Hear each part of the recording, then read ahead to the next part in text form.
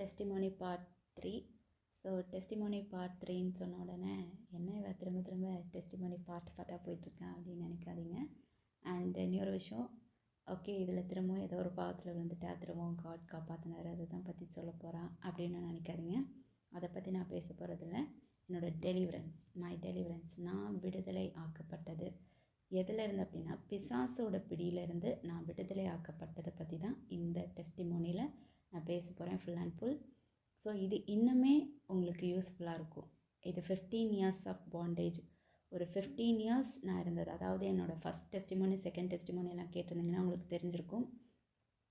கிட்டத்தட்ட 8 வயசுலேருந்து நான் ஆரம்பித்தேன்னு சொன்னேன், தப்பு பண்ணேன். ஸோ 8 வயசுலேருந்து 23 இயர்ஸ்னால் ஒரு 15 இயர்ஸ்.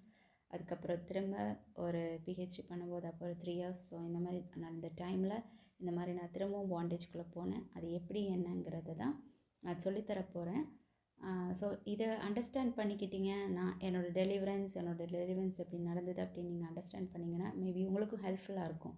நீங்கள் யாருக்கா ஸ்ட்ரகிள் ஆகுறீங்க, த சேம் திங், நான் ஸ்ட்ரகிளான அதே பாவத்தில் நீங்களும் ஸ்ட்ரகிள் ஆகிறீங்க அப்படின்னா இது உங்களுக்கு ஹெல்ப்ஃபுல்லாக இருக்கும். இந்த நாலேஜ் கிடைக்கும்போது நீங்கள் அதுக்கு விரோதமாக அதற்கு எதிர்த்து நிற்கும்போது நீங்கள் ஓடுவீங்க. அதுக்கு அப்படின்னு சொல்கிறது எதுக்கு அப்படின்னா பிசாசை தான் சொல்கிறேன். ஏன்னா பிசாசுக்கு எதிர்த்து நிற்கும்போது அவன் ஓடுவான் அப்படின்னு பைபிளில் வசனமே இருக்குது.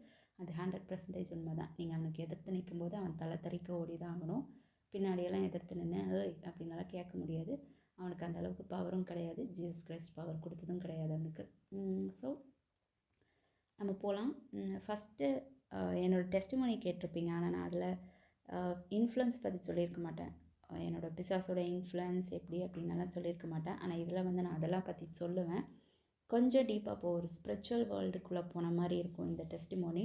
ஸ்பிரிச்சுவல் வேர்ல்டுக்குள்ளே நான் பண்ணேன், நான் யோசித்தேன், நான் செஞ்சேன் அப்படிங்கிறத விட்டுட்டு என்னை தூண்டி விட்டு என் மூலமாக பண்ணது யார் அப்படிங்கிறத பற்றி தான் நம்ம இதில் ஃபுல் அண்ட் ஃபுல் நான் உங்களுக்கு சொல்லுவேன். ஸோ இது நிறையவங்களுக்கு இன்னுமே நல்லா ஹெல்ப்ஃபுல்லாக இருக்கும் நான் நினைக்கிறேன். அண்ட் எப்படி ஸ்டார்டிங்கில் வந்து எப்போது அப்படின்னா நான் சொல்லியிருப்பேன், எனக்கு ஒரு 23 இயர்ஸ் ஆகிற வரைக்கும் நான் ஒரு பாண்டேஜ்குள்ளே தான் இருந்தேன். ஸோ ஃபஸ்ட்டு காடை மீட் பண்ண எனக்கு ஒரு வாய்ஸ் கேட்டதுன்னு சொன்னேன். அந்த வாய்ஸ் கேட்டதுக்கப்புறம் எனக்கு பயங்கரமான ஒரு தாகம் வந்ததுன்னு சொன்னேன், பைபிள் ரீட் பண்ணணும்.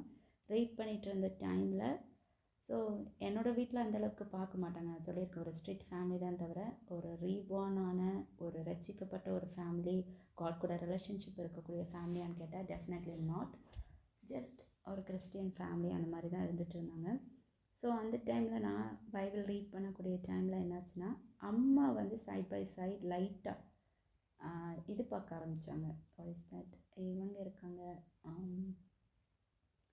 அவங்க பேர் எனக்கு மறந்துட்டேன். அந்த அங்களோட பேர் ரொம்ப ஃபேமஸான அங்கிள், வாக் வித் ஜீசஸ், அவங்களோட இதுலேருந்து பண்ணுவாங்கள்ல, அந்த அங்கிள் பேரே மறந்துட்டேன். சாரி, அந்த அங்கிள் பேர் மறந்துட்டேன், டக்குன்னு ஞாபகம் வரல. ஸோ அவங்க ஒரு நைட் ப்ரேயர் வச்சுருப்பாங்க, நைட்டு மினிஸ்ட்ரி பண்ணி ப்ரேயர் அந்த மாதிரி வச்சுருப்பாங்க. ஸோ அதுதான் கேட்டேன்.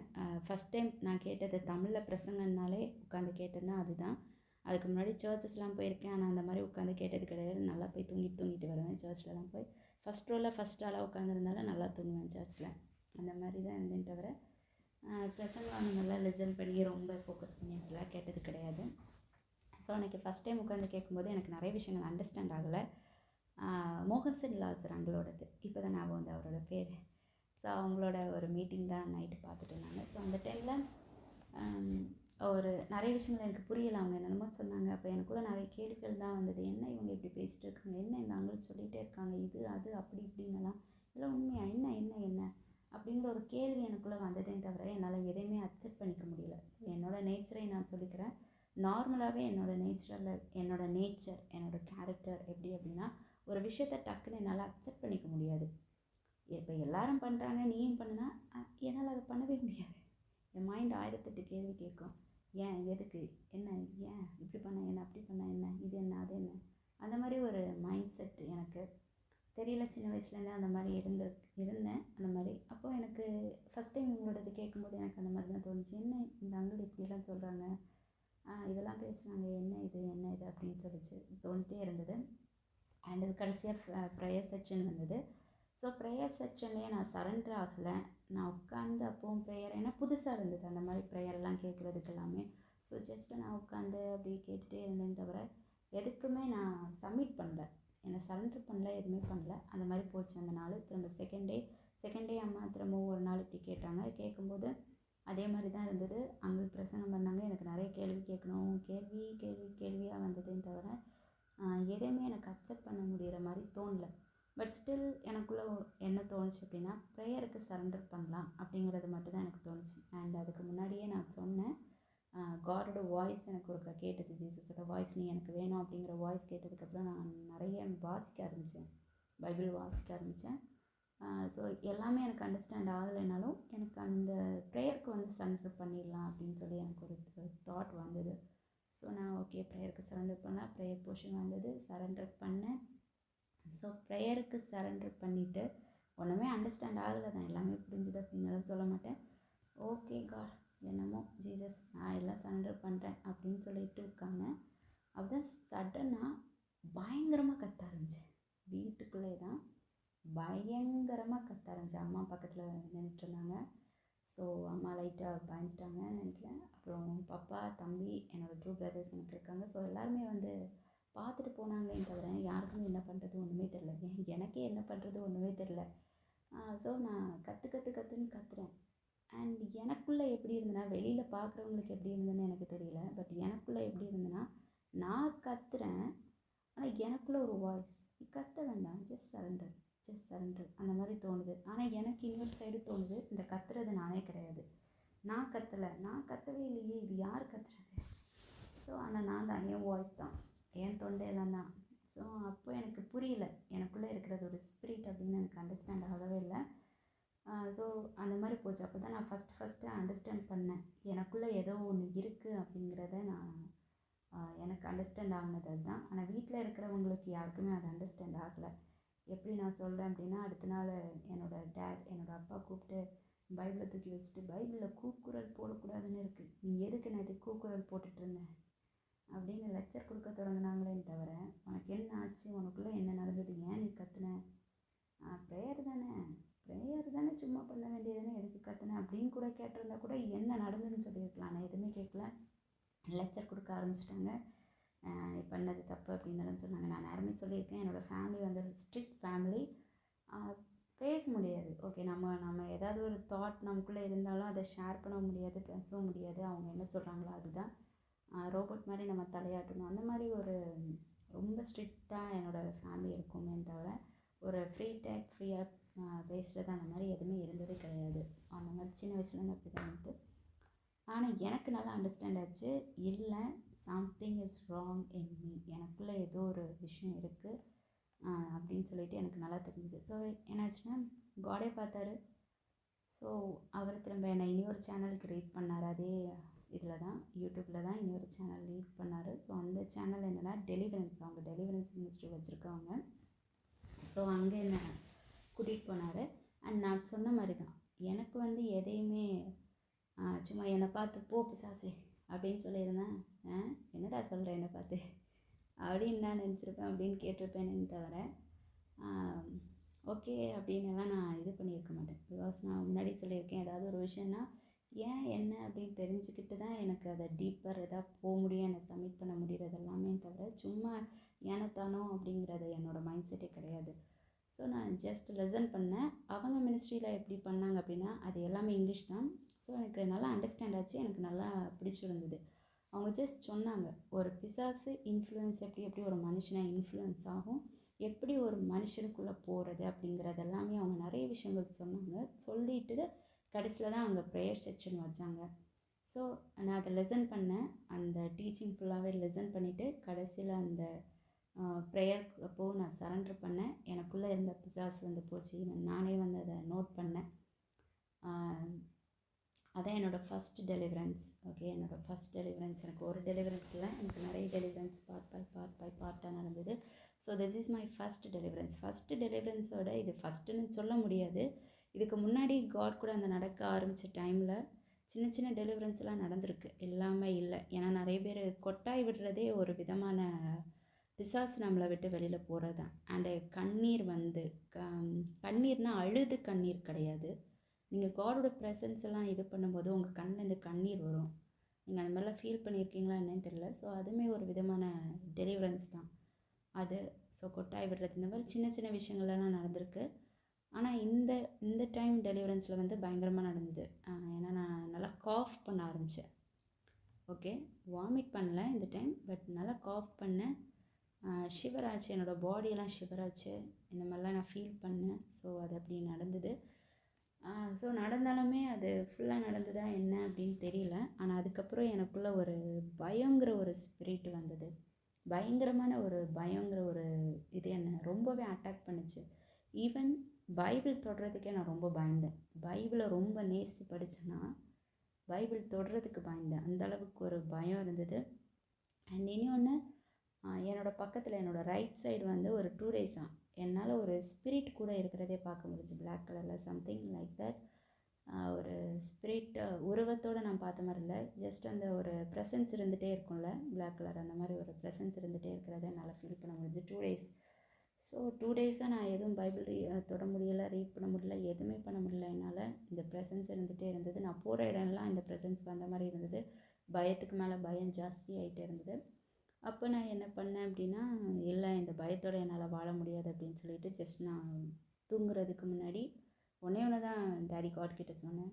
காட், இந்த பயத்தோடு நான் வாழ மாட்டேன்.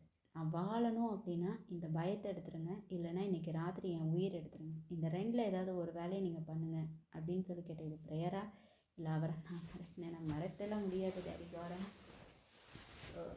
அவரெல்லாம் மிரட்ட முடியாது. எந்த ஒரு மனுஷனாலையும் அவரெல்லாம் மிரட்டவே முடியாது. ஏன்னா யாராக இருந்தாலும் சரி, எந்த ஒரு பெரிய ஸ்டபன் பர்சன், ஒரு பெரிய ஒரு ஹம்பிளே பண்ணாத ஒரு பர்சனாக இருந்தாலும் டேடி காடை மீட் பண்ணும்போது, ஜீசஸை மீட் பண்ணும்போது ஆட்டோமேட்டிக்காக தலையை குனிஞ்சு வணங்குவான்.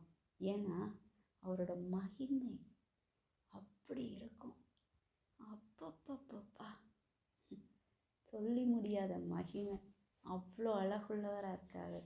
நான் பார்த்துருக்கேன். இதெல்லாம் பார்த்தனால தான் நான் சொல்கிறேன். ஸோ எவ்வளோ ஸ்டபன் பர்சனாக இருந்தாலும் சரி, தலை வணங்காமல் தலை குனிஞ்சு அந்த ராஜாவை போற்றாமல் இருக்கவே முடியாது.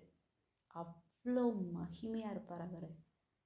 எதுவுமே நமக்கு அவரோட மகிமை அப்படி ருசி பார்க்கும்போது எதுவுமே நமக்கு தோணாது, எதுவுமே வேணும்னு தோணாது, அந்த அளவுக்கு இருக்கும். ஓகே, டாபிக் டைவர்ட் போகுது. Coming back to the deliverance, அதை பற்றி நம்ம இனி ஒரு நாள் பேசலாம். இனி ஒரு ஆடியோவில், இனி ஒரு டீச்சிங்கில் நான் உங்களுக்கு சொல்லித்தரேன் அதெல்லாம் பற்றி. ஸோ இதுதான் டீமன் எனக்குள்ளே இருந்து போயிடுச்சு. அண்ட் டீமன் இருந்தது தெரிஞ்சிச்சு. நான் அந்த மாதிரி ப்ரேயர் பண்ணிவிட்டு தூங்கினதுக்கப்புறம் என்னாச்சு அப்படின்னா, காலையில் எழும்புறேன், கேஷுவலாக எழும்புனேன். நல்லா தூங்கினேன் அன்றைக்கி நைட்டு. கேஷுவலாக எழும்புனேன், கேஷுவலாக நம்ம எல்லாமே பண்ணுறேன். பண்ணிவிட்டு டக்குன்னு யோசிக்கிறேன், ஏதோ ஒன்று நம்ம கூட இருந்ததே, என்னாச்சு அப்படின்னு யோசிக்கிறேன். ஏன்னா நான் மறந்துட்டேன். நான் நார்மலாக பைபிள் ரீட் பண்ணுறேன், பைபிள் தொடுறேன், அந்த மாதிரிலாம் பண்ணேன். எல்லாமே கேஷுவலாக அப்படி போச்சு. ஸோ அதுக்கப்புறம் எகெயின் ஸ்டார்டட். டீப்பாக போனேன். டீப்பாக போய் எல்லாமே பண்ண ஆரம்பித்தேன். அப்படி தான் எனக்குள்ளே ஒரு பிசாசு இருந்ததே எனக்கு அப்போ தான் தெரிய வந்தது. அதுக்கப்புறம் டீப்பர் லெவல் போக போக காட் இனிமேல் நிறைய லீட் பண்ணார். ஏன்னா நான் என்னோடய டெஸ்டிமோனி ஃபஸ்ட்டு பார்ட் நீங்கள் கேட்டிருந்தீங்க அப்படின்னா, 8 வயசுலேருந்தே நான் பண்ண ஆரம்பித்தேன். அண்ட் எனக்கு யாருமே டீச் பண்ணியிருக்க மாட்டாங்கன்னு சொன்னாங்க. எனக்கு யாருமே சொல்லி தந்திருக்க மாட்டாங்க தப்பு பண்ணுறதுக்கு. நேச்சுரலாக வந்துருச்சு. ஸோ எனக்கு அப்போ காட் டீச் பண்ணார். எப்படி இதெல்லாம் நேச்சுரலாக வந்தது அப்படின்னா, என்னோடய முன்னோர்கள்கிட்டேருந்து பாதி விஷயங்கள் வந்தது. அண்ட் இன்னொன்று, நான் லஸ்ட்ஃபுல் சைடு, அதாவது செக்ஷுவலாக நிறைய தப்பு பண்ணியிருப்பேன் அப்படின்னு சொல்லியிருப்பேன். ஸோ அதெல்லாம் எங்கே வந்தது அப்படின்னா, என்னோடய ஜெனரேஷன்லேருந்து வந்தது. என்னோடய ஜெனரேஷனில் என்னோடய முன்னோர்கள் யாரோ ஒருத்தங்க பண்ணின தப்புனால அந்த ஸ்பிரிட் உள்ள என்டர் ஆயிடுச்சு. The spirit of Jezebel. நீங்கள் பிப்ளிக்கலாக பார்க்க போனீங்கன்னா ஜெசபல் ஸ்பிரிட், லஸ்ட்ஃபுல் ஸ்பிரிட் இதெல்லாம் தான். ஸோ ஜெசபல் ஸ்பிரிட், லஸ்ட்ஃபுல் ஸ்பிரிட்னால் என்ன அப்படின்னு தெரியாது. இதெல்லாம் பைபிளில் இருக்கா அப்படின்னு யாராவது யோசிக்கிறீங்க அப்படின்னா, எல்லாமே பைபிளில் இருக்குது. நான் 1 by 1 அந்த டீச்சிங்கெல்லாம் உங்களுக்கு சொல்லித்தரணும் அப்படின்னு ஆசைப்பட்றேன். ஸோ நான் வீடியோஸ் அப்லோட் பண்ணுவேன். என்னோடய டெஸ்டிமோனிஸ் மட்டும் இல்லை, மற்றபடி என்னோடய டீச்சிங் வீடியோஸும் நான் அப்லோட் பண்ணுவேன் கண்டிப்பாக. ஸோ இந்த மாதிரி ஜெனரேஷன் மூலமாக உள்ள என்ட்ரான ஸ்பிரிட், அது என்ட்ரா எனக்குள்ளே வந்தது. இதெல்லாமே காட் 1 by 1 ரிவீல் பண்ண தொடங்கினார்.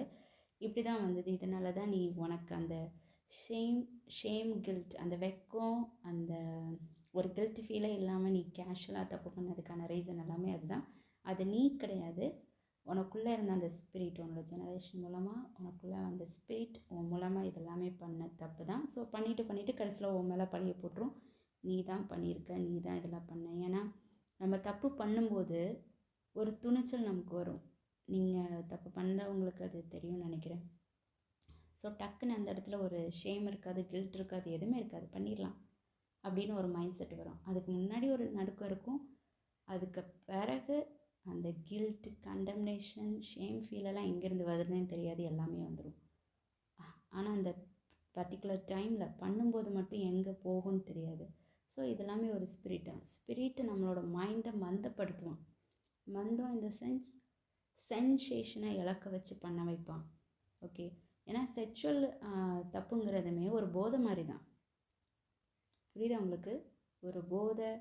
ஒரு போதை மருந்து கொடுத்து அவங்க இது பண்ணி பண்ணுறாங்க தெரியுமா? அந்த மாதிரி தான் நம்மளோட மைண்டே அவன் மாற்றிடுவான். நம்மளோட செக்ஷுவலாக இம்மோரல் பண்ணும்போது அந்த மாதிரிலாம் சாத்தா பண்ணுவான். ஸோ இதெல்லாமே எங்கேருந்து வந்தது எப்படி அப்படிங்கிறதெல்லாம் காட் டீச் பண்ண ஆரம்பித்தார். அப்புறம் நான் அதுலேருந்தெல்லாம் ரினௌன்ஸ் பண்ணுறேன். ஜெனரேஷன் மூலமாக வந்த சாபங்கள், பாவங்கள், மரணங்கள் எல்லாமே இயேசு கிறிஸ்து நாமத்தினால நிர்மூலமாக்கப்படட்டும் அப்படின்னு நான் அதுக்காக பிரேக் பண்ணி ப்ரேயர் பண்ணி அதெல்லாம் போக ஆரம்பிச்சிது.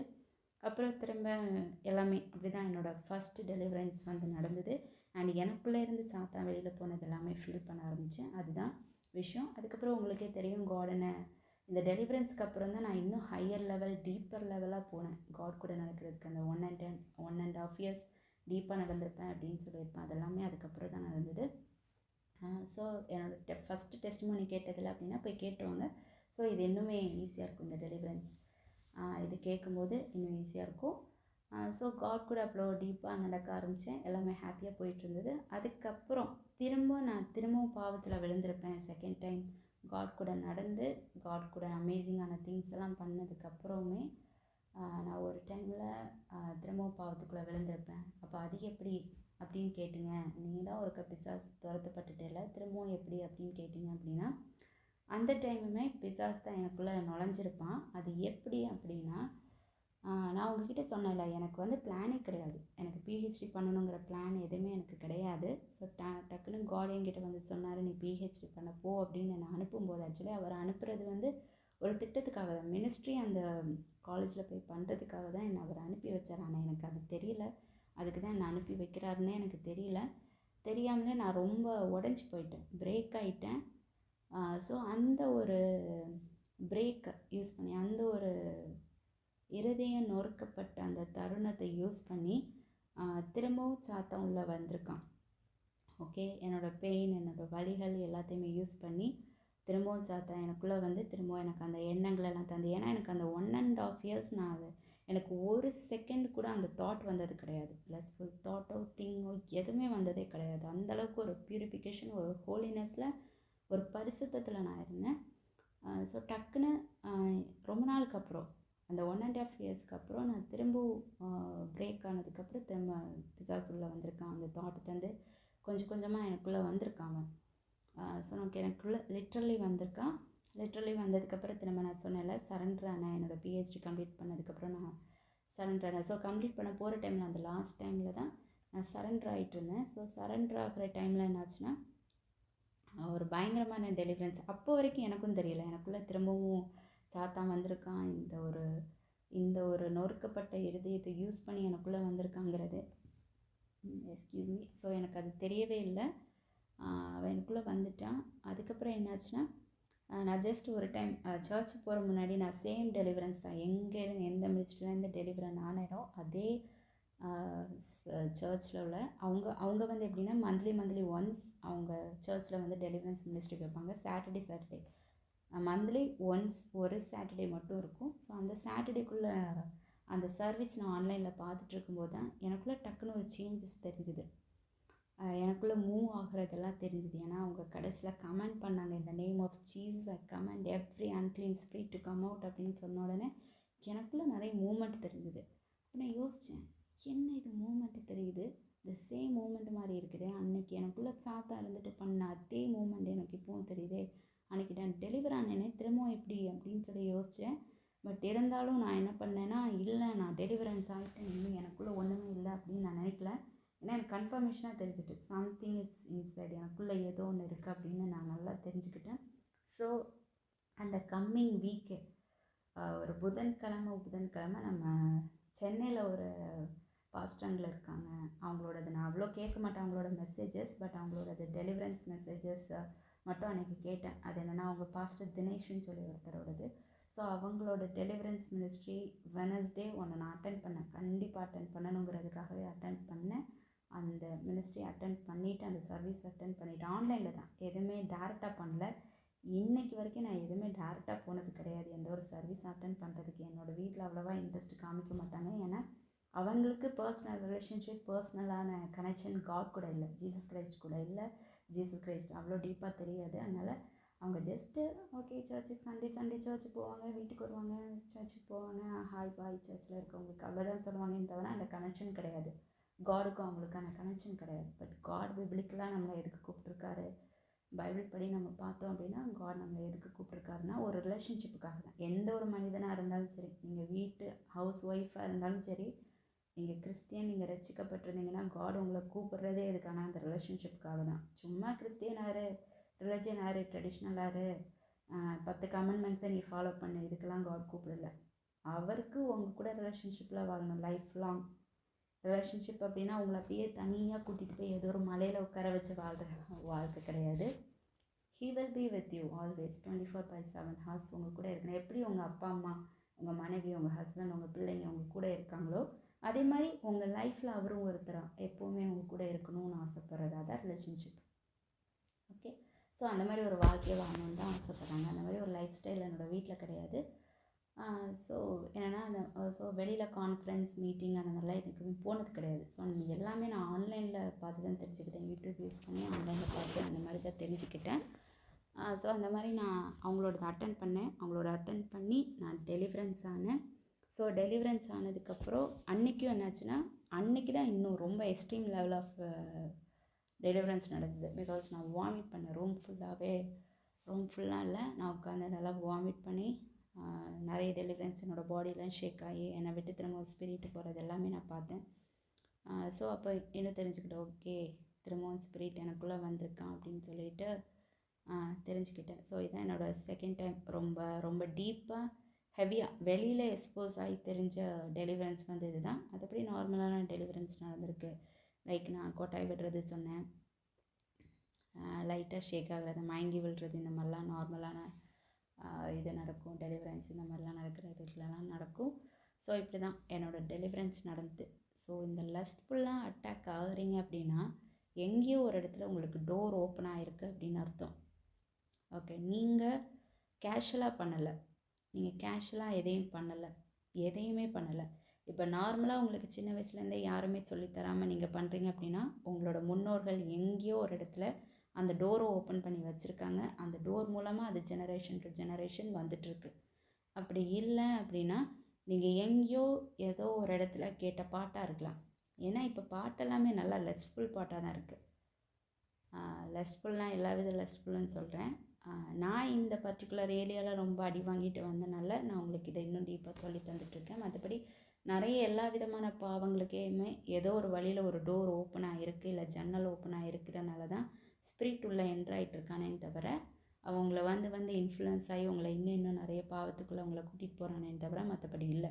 நீங்களே எதுவுமே பண்ணுறது கிடையாது. சரியா? எந்த ஒரு ஆத்மாவாலையும், ஆத்மா தெரியுங்களா, சரீரம் ஆத்மா ஆவி, ஆத்மாக்கு எந்த ஒரு பவரும் கிடையாது. சரி, ஆத்மாவால் எதையுமே தனியாக பண்ண முடியாது. அதுக்கு எங்கேயாவது ஒரு இடத்துலேருந்து சோர்ஸ் கிடைக்கணும். ஹெவன்லேருந்து சோர்ஸ் கிடைச்சிது அப்படின்னா நீ ஜீசஸ் கிரைஸ்ட்டுக்கு பிரியமாக வாழ்வேன். ஹெல்லேருந்து உனக்கு சோர்ஸ் கிடைக்குது அப்படின்னா நீ சாத்தான் லூசிஃபருக்கு பிரியமாக வாழ்ந்துட்டுருக்க அப்படின்னு அர்த்தம். சரியா? ஸோ அந்த சோலால், அந்த ஆத்மாவால் தனியாக செயல்பட முடியாது. ஏதோ ஒன்று அதை இன்ஃப்ளூயன்ஸ் பண்ணி தான் அது பண்ணுது. சூஸ் பண்ணுறதுல தான் இருக்குது. ஸோ சப்போஸ் நீங்கள் டீப்பாக சின் பண்ணிகிட்டு இருக்க எதுனாலும் சரி, என்னோடய டெஸ்டிமோனி ஷேர் பண்ணனால இந்த லஸ்ட்ஃபுல் இது கொண்டு வந்தேன். இப்போ நீங்கள் ட்ரிங்க்ஸ்க்கு அடிக்டராக இருக்கலாம், கேமுக்கு அடிக்டராக இருக்கலாம், சம்திங் ஏதோ ஒரு டோர் ஓப்பனில் இருக்குது. மேபி உங்களுக்கு அன்பு கிடைக்காதனாலையாக இருக்கலாம். ஓகே, இல்லைனா உங்களுக்கு நெகட்டிவ் வேர்ட்ஸால் நீங்கள் நிறைய அட்டாக் ஆகிருக்கலாம். இதெல்லாமே ஒரு டோர் ஓப்பனிங் தான். இல்லை உங்களை யாராவது சபிச்சிருக்கலாம், சாபத்தின் மூலமாக வந்திருக்கலாம், அதாவது ஸ்பிரிட், விச் கிராஃப்ட், மந்திரம் கிந்திரம் இந்த மாதிரிலாம் பண்ணுறது, இது மூலமாக ஏதாவது வந்திருக்கலாம், தெரியாதனால தான். ஓகே. ஸோ இல்லை இந்த மாதிரி ஜெனரேஷன் 2 வந்தது. இல்லை நீங்களே ஏதாவது ஒரு பாட்டோ இல்லை மூவியோ இல்லை உங்கள் ஃப்ரெண்ட்ஸ் சர்க்கிள் யாராவது ஏதாவது பேசியோ இல்லை தமாஸ், even joke is not good. இன்னும் எல்லாருமே சும்மா தமாஸ் பண்ணுவாங்க, நல்லதுக்குன்னு நினைப்பாங்க. ஆனால் உண்மையாகவே தமாஸ் பண்ணுறது நிறைய விஷயங்கள்ல நல்லதுக்கு இல்லை. அது கொஞ்சம் தப்பானதாக இருக்குது. நம்ம பார்த்து தான் இது பண்ணணும். பேசுகிறதுக்கு எல்லாத்துக்குமே கணக்கு சொல்லணும் அப்படின்னு பைபிளில் இருக்குது. நம்ம என்ன பேசினாலுமே அதுக்காக கணக்கு நம்ம டேடி கார்க்கு கொடுக்கணும். ஸோ என்ன பேசினாலுமே கவனமாக நம்ம பேசணும். ஸோ அந்த மாதிரி வந்த ஸ்பிரிட்டு இதெல்லாமே நம்ம கவனமாக பார்க்கணும். ஓகே, என்னடா அப்போ எல்லாத்துலேயுமே ஸ்பிரிட் அட்டாக் ஆகுமா அப்படின்னு கேட்டிங்கன்னா, ஆமாம், அட்டாக் ஆகும். என்ன பண்ணுறது, நம்ம ஸ்பிரிச்சுவல் வேர்ல்டு தான் ரொம்ப ரியாலிட்டி. நம்ம உலக விதமான வாழ்க்கை, இந்த மாமிசம் சரீரம் உலகத்தில் பார்க்குறது கேட்குறது இதுதான் ரியாலிட்டின்னு நினைக்கிறோம். ஆனால் இதை விட பயங்கரமான ரியாலிட்டி ஸ்பிரிச்சுவல் வேர்ல்டு. அதே மாதிரி மாமிசத்துக்கான உலகத்தில் இருக்கக்கூடிய வாழ்க்கைக்கு பவர் கிடையாது. ஸ்பிரிச்சுவல் வேர்ல்டுக்கு ஒரு பவர் இருக்குது. ஸோ அதுவும் ஒரு விஷயமா இருக்குது. அதனால் நிறைய இன்ஃப்ளூயன்ஸ் அந்த மாதிரிலாம் நடக்கக்கூடிய விஷயங்கள் தருணங்கள் எல்லாமே இருக்குது. ஸோ இந்த மாதிரி யாராவது இருக்கீங்க, பாண்டேஜுக்குள்ளே இருக்கீங்க, தெரியாமல் இருக்கிறோம், ஏதாவது ஒரு டோரை ஓப்பன் பண்ணியிருக்கோம் அப்படின்னா டேடி காட் கிட்டே கேளுங்க, ஜீசஸ் கிரைஸ்ட்டு கிட்டே கேளுங்க, எனக்கு ரிவீல் பண்ணுங்கள். ஏதாவது டோர் ஓப்பன் பண்ணி வச்சுட்டு நானே இந்த பாவத்துக்குள்ளே விழுந்துட்டு இதை நான் தான் பண்ணுறேன்னு சொல்லிட்டு இருக்கேனா, இல்லை ஏதாவது ஒரு சாத்தான் என்னை இன்ஃப்ளூயன்ஸ் பண்ண வச்சு நான் இதை பண்ணிகிட்ருக்கேனா அப்படின்னு கேளுங்க. காட் ரிவீல் பண்ணுவார். நிஜமாக ரிவீல் பண்ணார் அப்படின்னா அதை விட்டுட்டு வெளியில் வாங்க. எதுவாக இருந்தாலும் சரி, அது திங்ஸோ பொருளோ விஷயமோ இல்லை பார்க்குற படமோ, நார்மலாக படமாக இருந்தாலும் சரி, படம் பார்க்குறதா இருந்தாலும் சரி, வீடியோ கேம்ஸோ சாங்ஸ் கேட்குறதா இருந்தாலும் சரி, என்ன சாங்ஸ்னாலும் சரி, காட் ஒரு சாங்ஸ் ரிவீல் பண்ணுறான்னா அது வேண்டாம், தூக்கி போட்டு வந்துட்டே இருங்க. கொஞ்சம் கஷ்டமாக தான் இருக்கும். இதை ஒரு விஷயத்தை விடுறதுக்கு மனசில் தெரியுமா, அது ஒரு soul tie. Okay, soul tie in the sense ஆத்மா இணைப்பு. அந்த ஆத்மா இணைப்பு நம்ம வைக்கக்கூடாது இந்த உலகத்தில். ஒரே ஒரு இடத்துல மட்டும் நீ ஆத்மா இணைப்பு வைக்கலாம். அது எங்கன்னா உன்னோட மேரேஜ் லைஃப்பில், உன்னோட திருமண வாழ்க்கையில் அந்த ஆத்மா இணைப்பை நீ வைக்கலாம். According to Bible I am talking to you. According to Bible நான் உங்ககிட்ட சொல்லிகிட்ருக்கேன். பிப்ளிக்கலாக நான் பேசுகிறேன். பிப்ளிக்கலாக ஒரு சோல் இணைப்பு வைக்கலாம் அப்படின்னா மேரேஜ் லைஃப்குள்ளே மட்டும்தான் இருக்கணுமே தவிர வேறு எதுக்குள்ளேயும் இருக்கக்கூடாது. ஈவன் நீங்கள் உங்கள் பிள்ளைங்கக்கிட்டையும் சோல் டை வைக்கக்கூடாது. நிறைய பேரண்ட்ஸ் வைப்பாங்க, ஏன் பிள்ளை அப்படின்னு சொல்லிட்டு. ஸோ உங்களுக்கே தெரியல நீங்கள் ஒரு பாண்டேஜ்குள்ளே போயிட்டுருக்கீங்க அப்படின்னு சொல்லிட்டு. ஸோ இந்த மாதிரி நிறைய விஷயங்கள் இருக்குது. சின்ன சின்ன விஷயங்கள் தான் நினைக்கிறோம், ஆனால் சின்ன சின்ன விஷயங்களே சாத்தான் தந்திரமாக யூஸ் பண்ணி உள்ளே நம்மளை இதை அழிச்சிடலாம் நம்மளை. அண்டு நீங்கள் இப்போ நினைப்பீங்க, அப்போ இது எதுவுமே காடுக்கு விருப்பம் இல்லையா, நான் பிள்ளைங்க கூட அன்பாக இருக்கிறது, என் ஃப்ரெண்டு கூட பாசமாக இருக்கிறது, என் ஃப்ரெண்டு கூட க்ளோஸாக இருக்கிறதெல்லாம் காடுக்கு விருப்பம் இல்லையா அப்படின்னு கேட்டால், காடுக்கு விருப்பம் இல்லாமல் யாரையும் உருவாக்கி வைக்கல. காடுக்கு விருப்பம் இருக்குது, ஆனால் நம்ம ரொம்ப வீக்காக இருக்கிறோம். அது ஒரு விஷயம், அதை சாத்தான் யூஸ் பண்ணிப்பான். அண்ட் இனி ஒரு விஷயம் என்னென்னா, பைபிள் தெரிஞ்சிருக்கணும். உங்களுக்கு பைபிள் தெரியாமல் இருந்தனா உங்களுக்கு ரூல்ஸ் அண்ட் ரெகுலேஷன்ஸ் எதுவுமே தெரியாது. தாறுமாறாக தான் நீங்கள் வண்டி ஓட்டுவீங்க. ஓகே, ஒரு ரோட்டில் வண்டி ஓட்டணும் அப்படின்னா அந்த ரூல்ஸ் அண்ட் ரெகுலேஷன் தெரிஞ்சிருக்கணும். பிரேக் போகிற இடத்துல பிரேக் போட தெரியணும், சிக்னல் பார்த்து வண்டி ஓட்ட தெரியணும், ரோட்டில் போட்டிருக்க அந்த லைனு ஒயிட், பிளாக், எல்லோ இந்த லைனெல்லாம் எதுக்கு போட்டிருக்காங்க அப்படின்னு பார்த்து உங்களுக்கு தெரியணும், எல்லாமே தெரியணும். சீப்ரா கிராசிங்னா என்ன அப்படின்னு தெரிஞ்சு உங்களுக்கு தெரியணும். அதுக்கு தான் பைபிள் தேவை. ஸோ பைபிள் ரீட் பண்ணியிருந்தீங்க அப்படின்னா இதெல்லாமே உங்களுக்கு கரெக்டாக மேனேஜ் பண்ண தெரியும். அண்ட் ஏன்னா சூப்பர் நேச்சுரலாக நமக்கு ஆவியானவர் உதவி பண்ணுவார், நமக்குள்ளே வாசம் பண்ணுகிற ஆவியானவர் உதவி பண்ணுவார். தேவையில்லாமல் எந்த ஒரு பாண்டேஜ்குள்ளேயும் நம்ம போக மாட்டோம். ஸோ இப்படி தான் என்னோடய பாண்டேஜை நான் பற்றி பேசினேன். ஸோ டெலிவரன்ஸ் பாண்டேஜ் அப்படின்னு தனியாக பேச போனால் அதுக்கு நிறைய இருக்குது, டீப்பாக பைபிளில் இருக்குது. அதெல்லாமே பற்றி நான் உங்களுக்கு டீச் பண்ணுவேன். இன்னும் வரக்கூடிய வீடியோஸ் இதில் எல்லாமே நான் சின்ன சின்ன பார்ட்டாக டீச்சிங் போடலான்னு எனக்கு ஒரு ஐடியா இருக்குது. ஸோ இவ்வளோ தான் என்னோடய பார்ட் ஆஃப் இதை நான் சொல்லிட்டேன். அண்ட் சப்போஸ் இங்கே இருக்கிற யாராவது இல்லை டெஸ்டிமோனி கேட்குற யாராவது நீங்கள் கேட்டிங்க அப்படின்னா ஜஸ்ட் காட் கிட்ட ரிவீல் பண்ண கேளுங்க. ஜீசஸ் எனக்கு ரிவீல் பண்ணுங்கள், ஏதாவது டோரோ இல்லை ஏதாவது விண்டோஸ் ஏதாவது என் லைஃப்பில் ஓப்பனாக இருக்குது, எனக்கே தெரியாமல் சாத்தா என்னை இன்ஃப்ளூயன்ஸ் பண்ணிகிட்ருக்கானா எனக்கு அதை டெலிவரன் ஆகிறதுக்கு எனக்கு உதவி பண்ணுங்கள். அண்ட் எனக்கு அதை ஓப்பன் பண்ணி காமிங்க. அண்ட் அதிலேருந்து வெளியில் வர்றதுக்கான தைரியத்தை எனக்கு தாங்க அப்படி நீங்கள் காட் கிட்ட கேளுங்க. காட் டெஃபினட்டாக உங்களுக்கு அந்த போல்ட்னஸை தருவார், அந்த ஞானத்தையும் தருவார். ஓகேவா? சரி, ஓகே. இன்னொரு விஷயம் என்ன அப்படின்னா, நான் உங்களுக்காக ப்ரேயர் பண்ணுறேன். கேட்குற யாராவது வந்து இந்த மாதிரி பாண்டேஜ்குள்ளே இருக்கிறீங்க, எந்த பாண்டேஜ்னாலும் சரி, ஏதோ ஒரு பாண்டேஜ்குள்ளே இருக்கிறீங்க அப்படின்னா, நான் ஜஸ்ட் உங்களுக்காக ப்ரேயர் பண்ணுறேன். நீங்கள் ஜஸ்ட் ரிசீவ் பண்ணிக்கோங்க. ஆனால் இந்த ப்ரேயரோடு நீங்கள் விடக்கூடாது. ஏன்னா உங்களுக்கு டெலிவரன்ஸ் தேவை. இப்போ உங்களுக்கு தெரிஞ்சிருச்சு என்னோடய டெலிவரன்ஸ். ஒரு மேபி நான் ஃபுல்லாக சொல்லலைன்னா கூட நான் என்னோடய டெலிவரன்ஸ் டெஸ்டிமோனி கேட்டு உங்களுக்கு ஏதாவது ஒரு சில விஷயங்கள் அண்டர்ஸ்டாண்ட் ஆகிருக்கலாம். ஸோ அது அண்டர்ஸ்டாண்ட் ஆகிருக்கு, இந்த மாதிரி ஏதாவது இருக்குதுன்னு தெரிஞ்சுன்னா நீங்கள் ஜஸ்ட்டு போகிறது நல்லது. ஏதாவது ஒரு கிறிஸ்டியன்ஸ் நல்லா தெரிஞ்சவங்க, ஸ்பிரிச்சுவலாக இருக்கிறவங்க தெரிஞ்சுன்னா அவங்கக்கிட்ட போய் நீங்கள் ப்ரேயர் பண்ணுறது நல்லது. டெலிவரன்ஸ் ப்ரேயர் பண்ணுறது அது இன்னுமே நல்லது. அண்ட் திரும்ப பைபிள் ரீட் பண்ணி பைபிளுக்குள்ளே வர்றது இதெல்லாமே வந்து நல்லது. உங்களுக்கு இன்னும் ஹெல்ப்ஃபுல்லாக இருக்கும். நீங்கள் திரும்ப டீப் லெவல் ஆஃப் பாண்டேஜ்குள்ளே போக மாட்டீங்க. டெலிவரண்ட் ஆகி வெளியில் வந்து ஜாலியாக வாழுவீங்க ஜீசஸ் கிரைஸ்ட் கூட. சரி, ஓகே. இப்போ இதை கேட்டுட்ருக்க யாருக்காவது நான் ப்ரேயர் பண்ணுறேன்.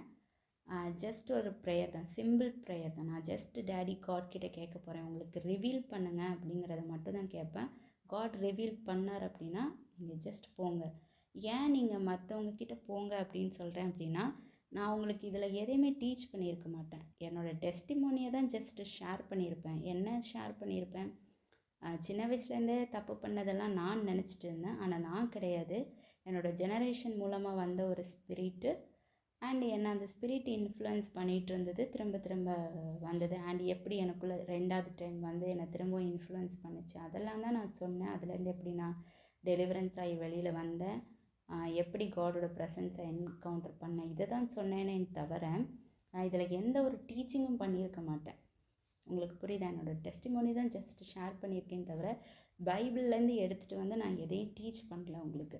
ஸோ சப்போஸ் டீச் பண்ணியிருந்தேன் அப்படின்னா நீங்கள் செல்ஃப் டெலிவரன்ஸ்க்கு போங்க, காடோட கிரேஸ் உங்களுக்கு கிடைக்கும் அப்படின்னு நான் சொல்லியிருக்கலாம்.